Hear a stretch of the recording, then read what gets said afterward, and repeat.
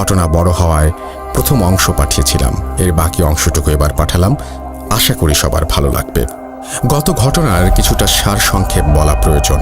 মোস্তফা চাচা 5 বছর পর 2011 সালে তার পরিবার নিয়ে তাদের পুরনো বাড়িতে পুনরায় বসবাস শুরু করেন। নিশ্চয়ই সেই ঘটনাটি আগে থেকে মনে আছে আপনাদের। যদি মনে না থাকে একটু সেই এপিসোডটি যারা শুনেছেন তাদের কাছ থেকে জেনে নিতে পারেন, যেখানে শুরু হয় তাদের বিভীষিকাময় জীবন। তারপরে লিখছেন ইউস।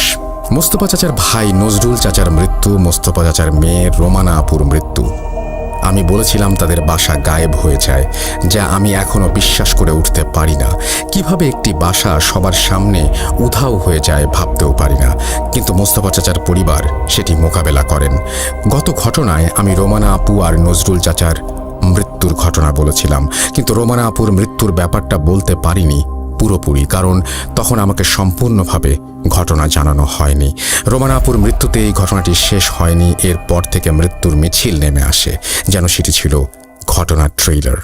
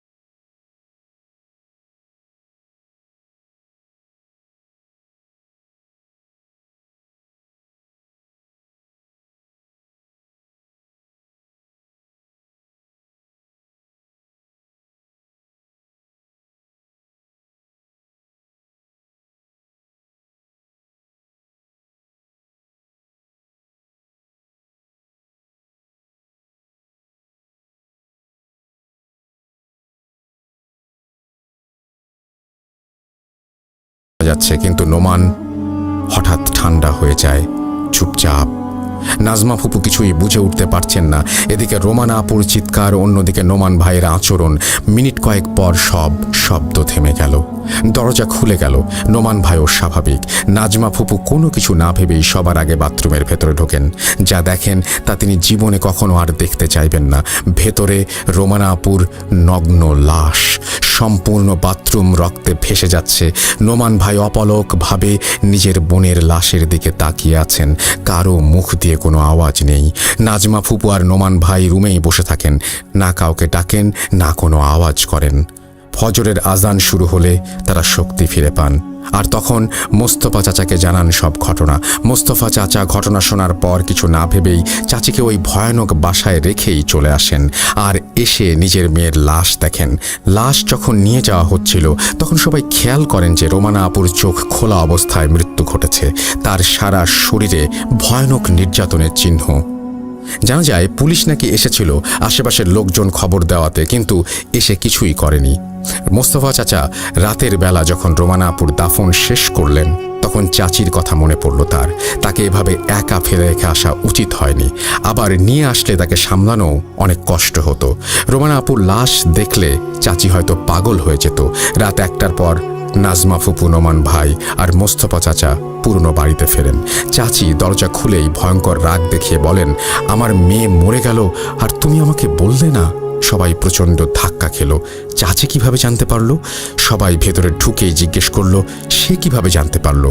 আর তখনই চাচি বিভৎস হাসি দিলেন, চিল্লাতে থাকলেন, আমি তো মারলাম ওকে, পা চেপে, গলা চেপে, নাক ভেঙে। আর শেষে মাথায় বাড়ি দিয়ে আবার হাসতে শুরু করলেন। এটা দেখার পর তিনজনই ভয়ে দাঁড়িয়ে পড়েন। নড়চড়ার কোনো শক্তি নেই। কয়েক মুহূর্ত পর চাচি অজ্ঞান হয়ে নিচে পড়ে যান। আর তখনই সেই নজরুল চাচার মৃত্যুর রাতের মতো বাসা উধাও হয়ে যায়। তারা এক ঝটকায় দোতলা থেকে মাটিতে পড়ে যান। তারা পালানোর চেষ্টা করতে চাইলেও তিনজনই দেখল গতবারের মতো এবারও প্রাচীর আছে, কিন্তু বের হবার কোনো দরজা নেই।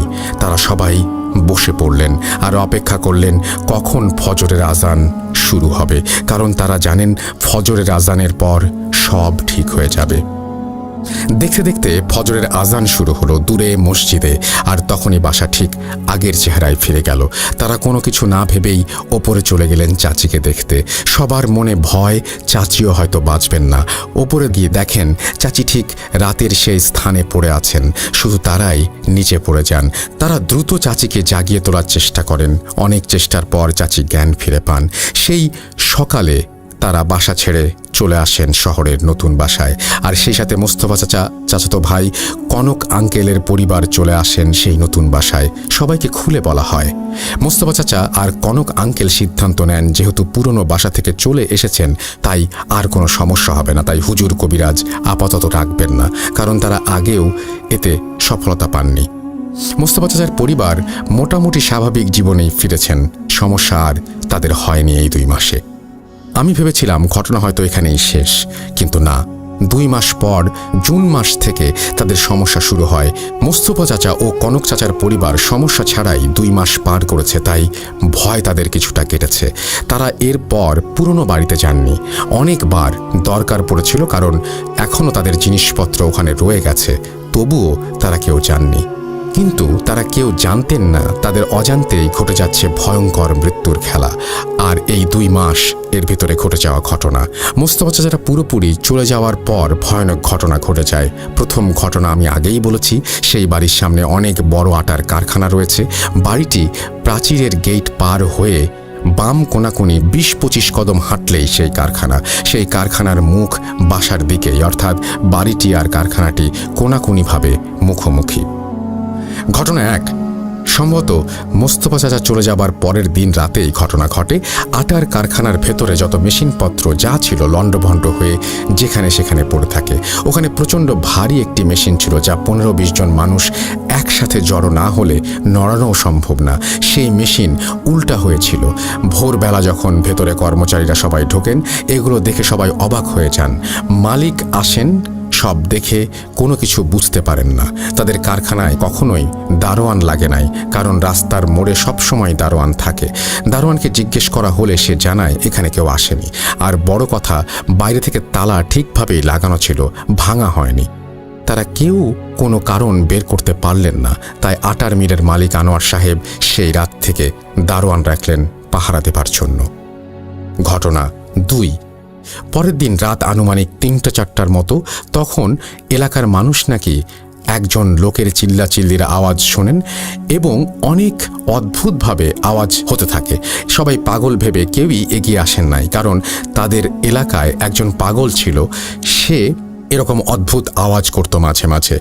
ভোরবেলা যখন নামাজের জন্য লোকজন বাড়ি থেকে বের হতে শুরু করলেন, তখন 2 জন মুসল্লি সেই বাড়ির সামনে দিয়ে মসজিদে যাবেন, তখন তাদের চোখ পড়ে সেই বাড়িটির প্রাচীরের ওপর, যা দেখে 2 জন লোকই ভয়ানকভাবে ভয় পান এবং দৌড়ে মসজিদের সামনে চলে আসেন এবং লোকজনকে ডাকেন। লোকজন এসে দেখেন সেই মিলের নবচাকরিপ্রাপ্ত দারোয়ানের লাশ।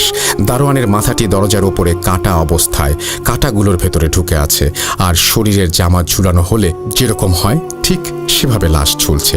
এলাকায় প্রচণ্ড ভয় ঢুকে যায়। পুলিশ আসে, তদন্ত হয়, কিন্তু কোনো সমাধান হয় না। 4 দিন কারখানা বন্ধ থাকে। ঘটনা 3, 4 দিন পর আবার যখন কারখানা খোলা হয়, সেই প্রথম ঘটনার মতো সব উল্টোপাল্টা। মালিক আবার দারোয়ান রাখেন, আবার সেই আগের দারোয়ানের মতো একদম একইভাবে মৃত্যু ঘটে। আর এরপর থেকে কেউই ওখানে পাহারা দেওয়ার সাহস পায় না। আনোয়ার সাহেব হুজুর ডাকেন, কারখানার চারিদিকে পেরেক পুঁতে দিয়ে যায়, আর আনোয়ার সাহেব এবার 3জন দারোয়ান রাখেন একসাথে, একজন বেশ নামাজি এবং মধ্যবয়স্ক লোক, আর শেষ 2জন 20-22 বছর বয়সের একজন হিন্দু ছেলে যার নাম ছিল দেবব্রত। দেবব্রতের বাড়ি ঠিক কারখানার পাশের গলির মাথায়। সেদিন রাতে 3জন স্বাভাবিকভাবে পাহারা দিচ্ছিল। রাত 3টার দিকে তারা 3জন খেয়াল করে সেই বাড়ির ভেতর থেকে আগুন জ্বলছে বা হলুদ আলো আসছে।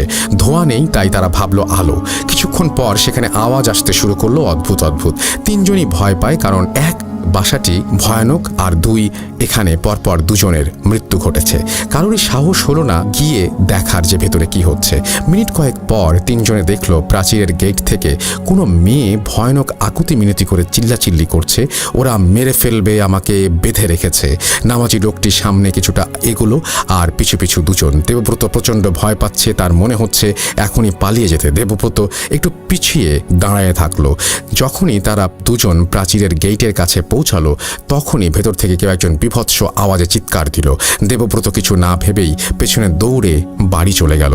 পরের দিন সকালে এলাকার লোকজন মধ্যবয়স্ক ব্যক্তির লাশ সেই প্রথম দারোয়ানের মতো অবস্থায় পেল, আর দ্বিতীয় ব্যক্তির লাশ কারখানার একটু সামনে ময়লা ফেলার জায়গায় পাওয়া গেল, শরীরে রক্তমাখা। কারোরই বুঝতে বাকি রইল না, অসুবিধাও হলো না যে এই ঘটনাটি সম্পূর্ণ অলৌকিক। এলাকায় যারা অনেক সাহসী আর এসবে বিশ্বাস করতো না, তারা ভয় পেতে শুরু করলো। অনেকেই বাড়ির সামনে দিয়ে হাঁটা বন্ধ করে দিল, অন্য পথ ব্যবহার করতে শুরু করলো।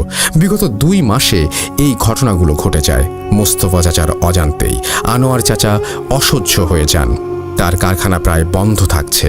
আনোয়ার চাচা বাধ্য হন মোস্তফা চাচাকে ঘটনা জানাতে আর এর সমাধানের জোর দেন। সেই সাথে এলাকা থেকেও অনেক কমপ্লেইন আসতে শুরু করে। বাধ্য হয়ে মোস্তফা আর কনক চাচা সেখানে যান আর সব ঘটনা শোনেন।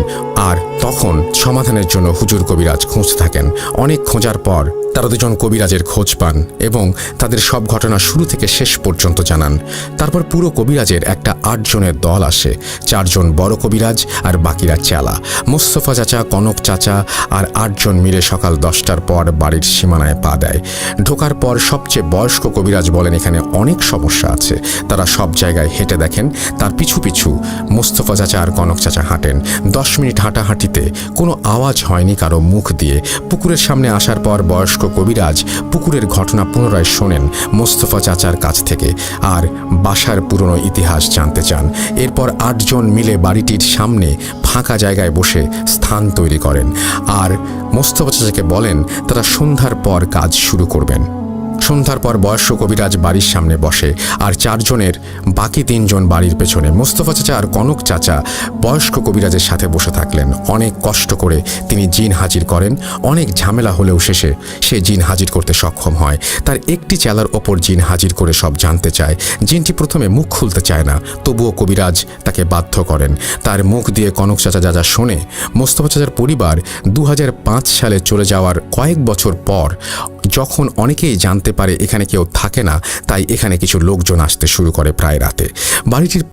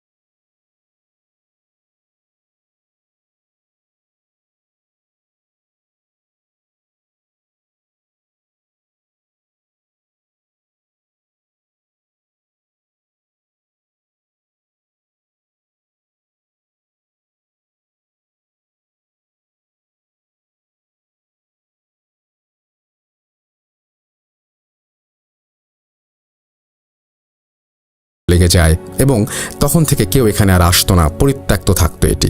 জিনটি শেষে জানায় এখানে বহু জিন বসবাস করে। কবিরাজ জিনকে বিদায় দেয়, সবাই চলে যায় বাসার পেছনে, সবার হাতে আলো। সবাই বাসার পেছনে যান, গিয়ে মাটি খুঁড়তে থাকেন এবং সেই সুড়ঙ্গ খুঁজে পান। সুড়ঙ্গের ওপরে মাটি সরাতে পারেন না, অনেক ভেজা মাটি, ভেতরে জামা কাপড় রয়েছে।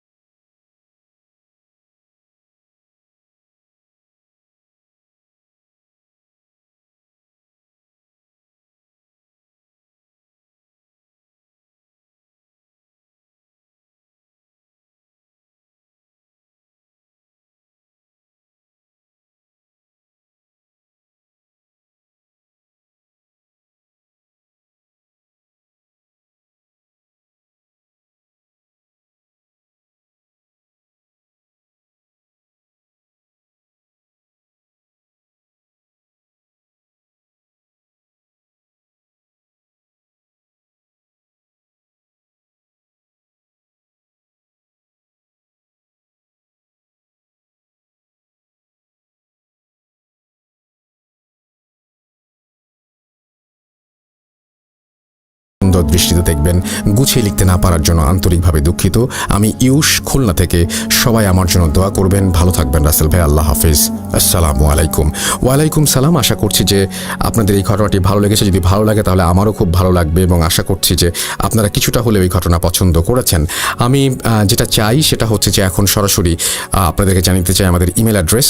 আমাদের ইমেল অ্যাড্রেস হচ্ছে russell.booth.com@gmail.com। আপনাদের সবাইকে পবিত্র ঈদুল আজহার শুভেচ্ছা এবং সেই সাথে আরও একবার আপনাদেরকে ধন্যবাদ জানাই আমাদের সঙ্গে থাকার জন্য। আমরা চলে যাব আমাদের পরবর্তী ঘটনায়।